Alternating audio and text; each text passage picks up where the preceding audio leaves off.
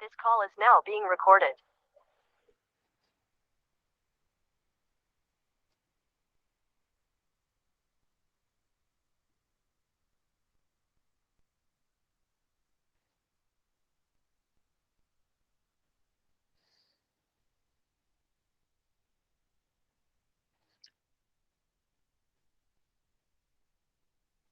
हरे कृष्णा से विभूतिभूषण।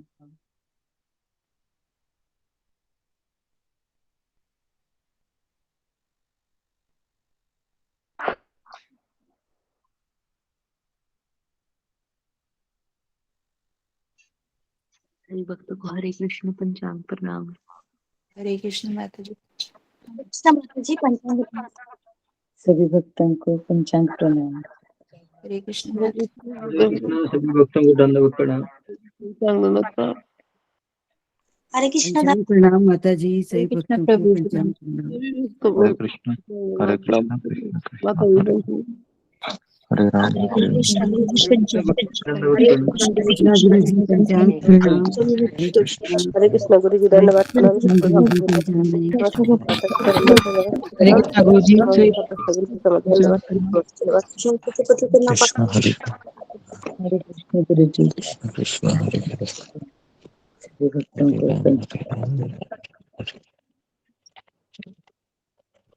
राम दंडवत प्रणाम गुरु जी। हरे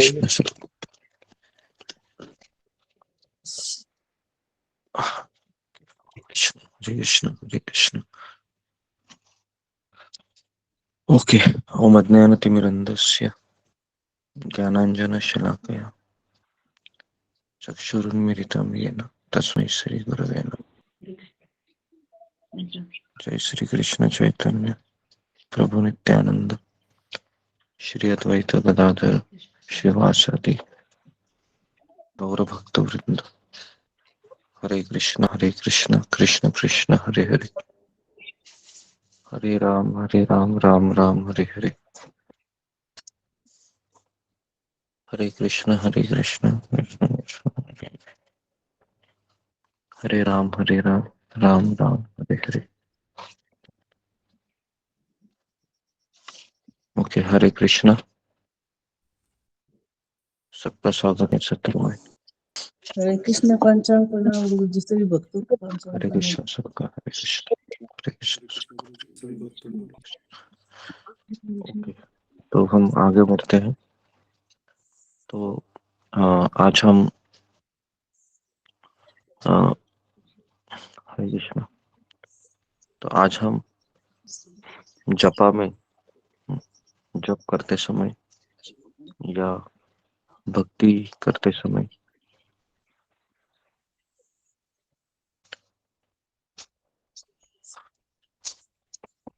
माइक को सब लोग बंद कीजिए।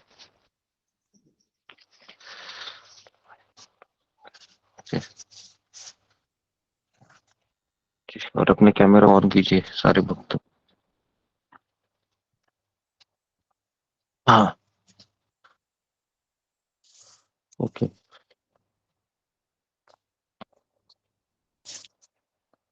तो 6 अनर्थ है जो हम जब भक्ति करते हैं तो हमारे जपा के बीच में ये सबसे डेंजरस जो वीड्स मतलब कोई भी किसान है अगर पौधा लगाता है तो उसको पानी देने के पश्चात और भी कुछ चीजें उसमें उग जाते, घास अलग अलग प्रकार के। तो भक्ति के गार्डन में भी ऐसे 6 प्रकार के जो घास है वो उग जाते हैं, जिसके कारण हमारा जपा है वो अच्छा नहीं हो पाता है। तो हम कभी कभी भक्ति लता को पानी देने के बजाय उस घास को पानी देने लगते हैं। तो ये 6 चीजें मैं आज बताऊंगा जो बहुत ही डेंजरस है, जिसके कारण हमारा जपा अच्छा नहीं होता है। पहला है निषिद्ध आचरण। निषिद्ध आचरण मतलब ऐसे कार्य करना जो शास्त्र में वर्जित है। उदाहरणार्थ नशा करना, जुआ खेलना, या या मीट ईटिंग, मांस खाना, इलिसिट सेक्स में विचार करना। निषिद्ध आचरण पहला, ये हम सबको पता है और हम सब लोग ये नहीं करते हैं, निषिद्ध आचरण। दूसरा है कूटनीति, कुटीनाटी। कुटीनाटी मतलब फॉल्ट फाइंडिंग, दूसरों में दोष देखना। इससे भी हमारी भक्ति लता आगे नहीं जाती है। दूसरों में दोष देखने से हमारा पतन हो जाता है, या हम भक्ति से दूर चले जाते हैं, क्योंकि दूसरों के दोष देखना ये भक्ति में बहुत बड़ा अपराध है। चैतन्य महाप्रभु कहते हैं कि मैं तुम्हें कृष्ण प्रेम दे सकता हूं, केवल तुम एक चीज मत करो, तो वह है फॉल्ट फाइंडिंग, दूसरों में दोष देखना। ये सबसे बड़ा डेंजरस अपराध है। जब भी हमको दूसरों में दोष दिखाई देता है तो क्या सोचना चाहिए कि मेरे अंदर वो दोष है, इसलिए मुझे उस वैष्णव में ये दोष दिखाई दे रहा है। ये हमें सोचना चाहिए, फॉल्ट फाइंडिंग, है ना। और हमको भी पता है, गीता में कृष्ण अर्जुन को कह रहे हैं कि मैं तुम्हें भगवत गीता इसलिए बता रहा हूं क्योंकि तुम अनुसूयवे इस शब्द का इस्तेमाल करते। अनुसूयवे शब्द का अर्थ है तो कि तुम ईर्ष्या नहीं करता है ना। ईर्ष्या ये सबसे डेंजरस अवगुण है, ईर्ष्या करना। और इसके लिए फॉल्ट फाइंडिंग से हमको दूर रहना है। किसी वैष्णव में हमें दोष दिखाई देता है तो हमें यह भी सोचना चाहिए कि भगवान श्री कृष्ण उसको देखेंगे, क्या करना है। हमें कोई अधिकार नहीं है कि उन पे दोष देखने का। ओके। उसके बाद है कूटनीति में ही 3 चीजें आती है, फॉल्ट फाइंडिंग, दूसरा है डुप्लीसिटी। डुप्लीसिटी मतलब अंदर कुछ और होना, बाहर कुछ और होना, तो उसको कपट कहते, कपट। तो कपट व्यक्ति कभी भक्ति में आगे नहीं जाता है, हालांकि वो अपराध करते रहता है। और तीसरा है डिप्लोमेसी। डिप्लोमेसी मतलब पॉलिटिक्स खेलना भक्तों के बीच में। तो डिप्लोमेसी ये तो हम सबको पता ही है कि एक दूसरे को, है ना, भड़काना या इधर का उधर बताना। तो डिप्लोमेसी ये कूटनीति में आती है। ये 3 चीजें सबसे डेंजरस है, जिससे भक्ति आगे नहीं बढ़ती। तीसरा है जीव हिंसा। जीव हिंसा मतलब किलिंग एनिमल और एनी लिविंग एंटिटी, कि अन्य अन्य जीवात्माओं को मार देना। और दूसरा है जीव हिंसा में कि एनवी ऑफ अदर्स। एनवी मतलब दूसरों से जलन महसूस करना। दूसरों को कृपा मिल रही है तो अपने आप को, है ना, ये समझना कि तुम्हारे साथ अन्याय हो रहा है यहाँ पर, है ना। तो फिर उस व्यक्ति को ईर्ष्या करना, है ना। तो ईर्ष्या ये बहुत डेंजरस अवगुण है। तो इसके लिए हमें दूसरों का स्तुति करते रहना चाहिए। हर एक भक्त को यही सोचना चाहिए कि ये वैकुंठ से आया है यहाँ पर, मैं इस संसार का बद्ध जीव हूँ, मैं इस संसार का सबसे, है ना, पतित इंसान हूँ, तो ये सारे लोग हैं, महान लोग हैं, ये हमको सोचना है, तब जाके जपा हमारा अच्छा होगा। क्योंकि हम रोज उन्हीं भक्तों को देखते रहते हैं और कभी कभी वो प्रॉब्लम बताते हैं, आप सभी भक्त सुनते हैं, तो आप ये मत समझिए कि अरे मैं इतना माला का जप करता हूँ, मैं इससे श्रेष्ठ हूँ। नहीं, हमें हर एक व्यक्ति से अपने आप को पतित समझना चाहिए। तो इसके लिए अगर पतित समझते हैं तो एनवी नहीं आएगी, जलन महसूस नहीं होगी। ओके। और मैंने ये भी कहा है, अगर किसी को कृपा मिलती है तो हमें क्या सोचना चाहिए? हमें सोचना चाहिए कि ये कितना भाग्यशाली है ना।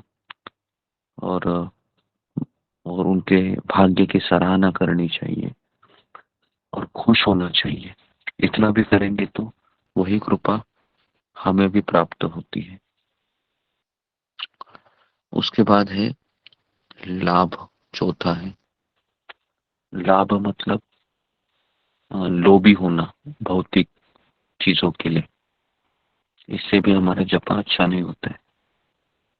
भौतिक चीज के लिए लोभी होना, पैसा, उसके बाद घर में बहुत सारी चीजें होती है ना, तो उसके लिए हम लालयित रहना, मेरे घर में इसकी कमी है, और हम पीछे लग जाते हैं, ये लाओ वो लाओ।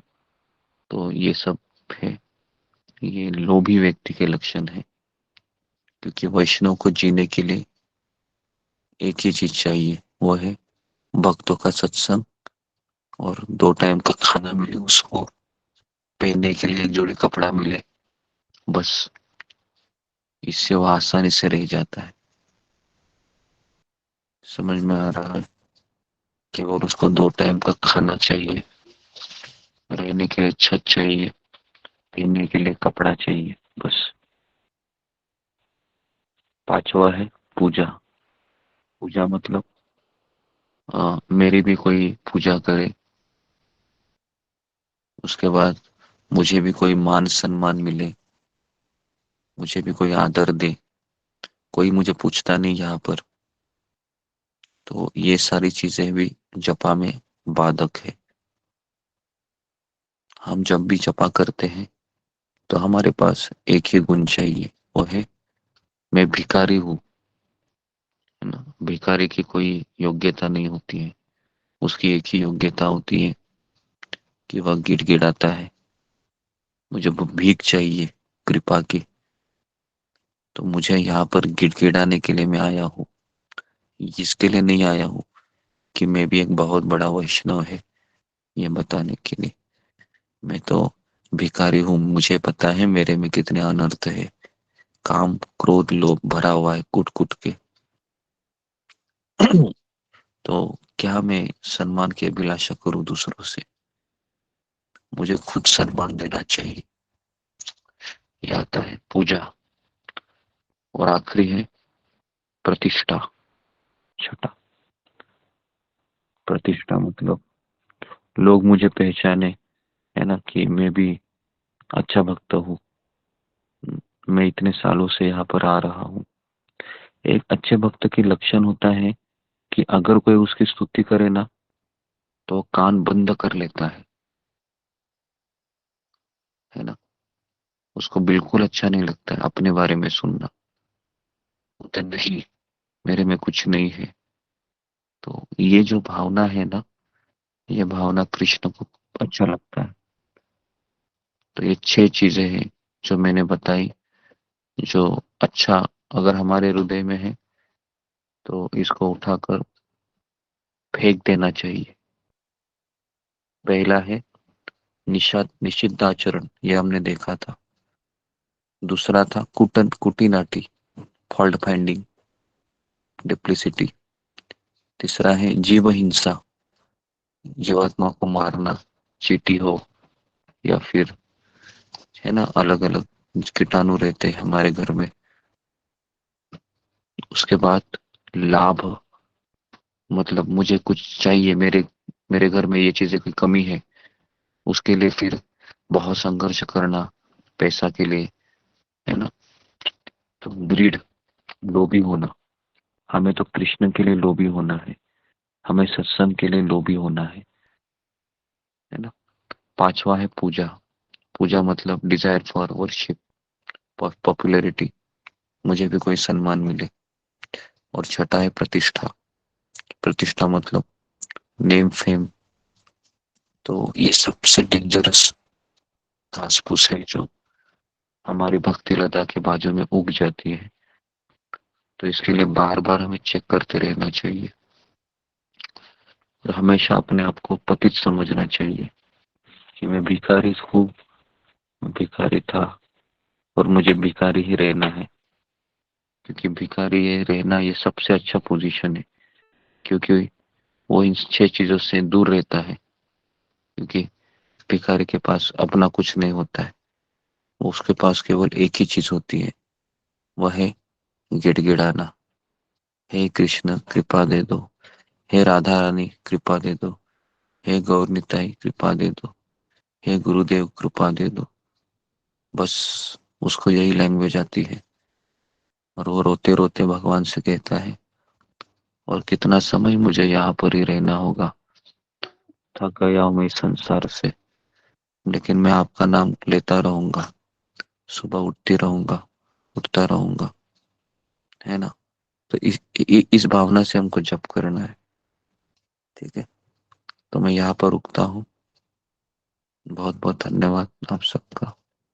हरे कृष्णा कृष्णा कृष्णा हरे हरे कृष्ण हरे, गुरु जी पंचामृत। हरे हरे कृष्ण राम गुरु जी हरे धन्यवाद राम, प्रणाम।